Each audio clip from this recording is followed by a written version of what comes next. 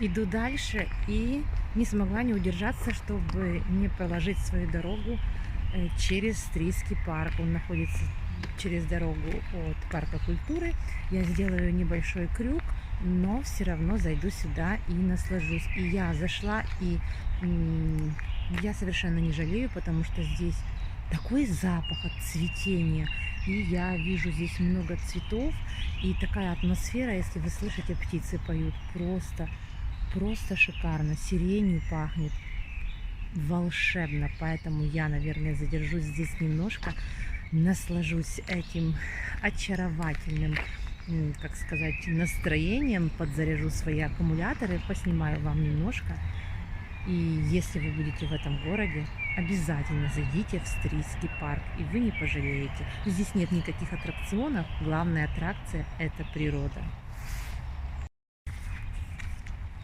Итак, мы находимся с вами на нижней террасе Стрийского парка, есть еще верхняя, но туда нету времени зайти. А хочу вам показать памятник польскому народному герою Яну Килинскому, который был одним из руководителей Варшавского восстания 1794 года. Жители Львова собрали деньги и поставили ему здесь, в Стрийском парке, памятник, который стоит до сего дня, в 2000-х, не помню в каком, на деньги польской стороны его реставрировали. Вот. И это такое значимое место в Стрийском парке. Идем дальше. Ну вот, видите, положили в Стрийском парке тротуарную плиточку. Когда-то здесь дорожки были посыпаны толченым кирпичом. Сейчас уже, видите, оно выглядит по-современному, но не знаю, что лучше. Я в таких парках бывала раньше, и этот толченый кирпич даже неплохо выглядел. Но вот видите, эту тротуарную плиточку подобрали такого же цвета. Но мне кажется, что с таким кирпичиком толченым все-таки земля лучше дышит. Как вы считаете, напишите в комментариях. А я зайду с вами еще раз в оранжерею. Всегда, когда я бываю в Стрийском парке, я стараюсь сюда заглянуть, тем более, что она открыта. Я вам зимой показывала, здесь были бананчики. Вот, сейчас посмотрим, есть ли сейчас какие-то бананчики на банановом дереве. На первом я не видела, а на втором, смотрите. А на втором есть еще бананы. Так что они здесь в оранжерее плодоносят. Не знаю, как вы, но я люблю такие места. Здесь очень-очень жарко. Вот клетка для попугайчиков. Так просто зайти и поднять себе настроение экзотическими растениями. Не видно попугайчиков,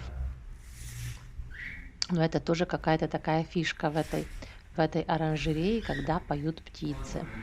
Сейчас еще зайдем с вами там, кто уже со мной был, тот знает, там еще есть такое водное, не озерцо, не знаю, как это назвать, прудик такой маленький, и там были черепашки.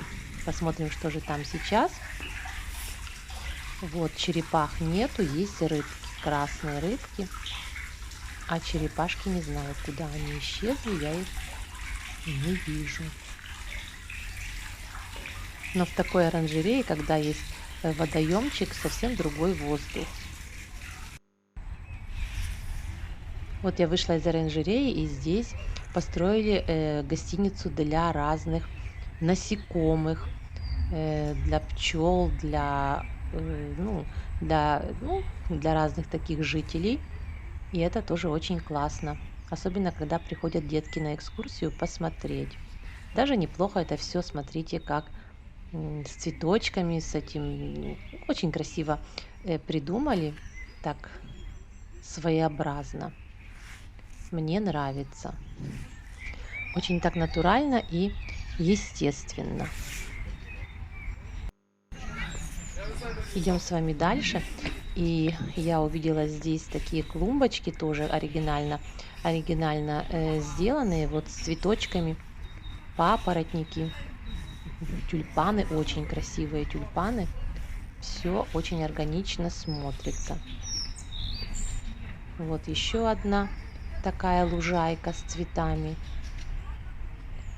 Но скажу вам честно, что немножко ухоженности тоже здесь не мешало бы, хотя по сравнению с парком культуры здесь, конечно же, намного культурнее.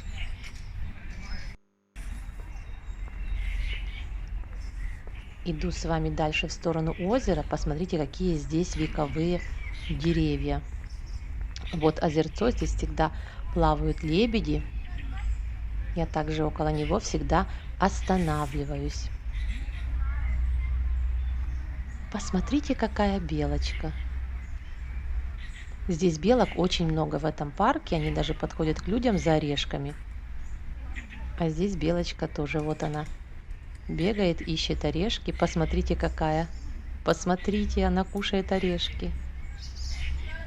Ну это надо, какая, как она быстро кушает. На минутку посмотрим.